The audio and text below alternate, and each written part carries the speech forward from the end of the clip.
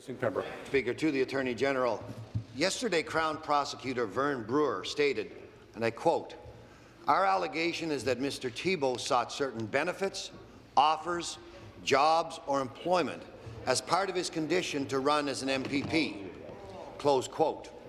The prosecutor then stated that the reason that the Minister of Energy wasn't charged was because the section makes it an offence to offer an alleged bribe, not necessarily to receive one. Speaker, my question to the Attorney General is simple.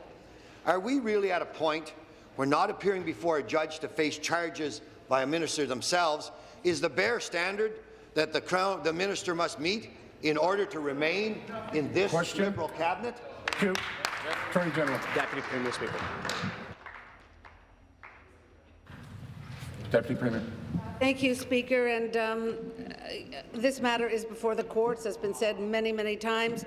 But I do think it might be interesting to review some cases that have come here, and I think we do need some answers, Speaker. And I want to talk about kind of this mysterious and secret negotiations held between the Leader of the Opposition's Chief of Staff and candidate Queenie Liu in the recent Scarborough Rouge River by-election, Speaker. You see, what happened was Queenie Liu had had questions around the leader's position on the sex ed curriculum. And I understand why she had questions, because I think we all have questions because he's had so many positions on it. But there was PC's top aide sent an email the very same day that was the deadline to withdraw from the race, Speaker.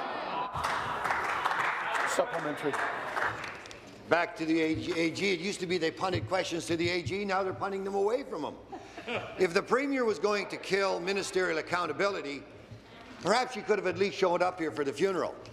Under this Liberal government, you can be investigated by the OPP and remain in the Premier's office.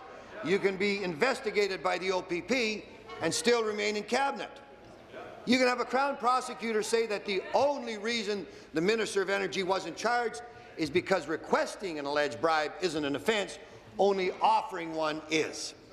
Speaker, is there no ethical barrier this Liberal government won't cross, or is this just what it looks like when you care more about the fortunes of the Liberal Party and staying in power than you care about the people and the interests of the people of Ontario? Thank you. Be seated, please.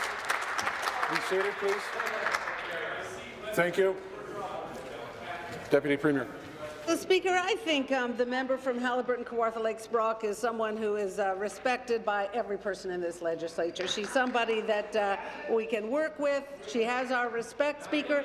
But something very, very interesting happened back in 2009 when the new leader needed a riding to run in, Speaker, and the member, after some period of time, as I recall, the member from Haliburton-Kawartha Lakes Brock resigned her seat so the new leader could run and accepted a paid position with the party the very same day, Speaker. Stop the clock. I have been listening very carefully. The questions put are within the scope of the expectation that I have for Section 23H. You're getting close. Be very careful. Carry on. So, Speaker, I just have questions about this remarkable coincidence. And if the Leader of the Opposition is claiming that that was just a coincidence, Speaker, then I guess I have to accept him at his face value. But it is passing strange. The very same day the seat was resigned, the job.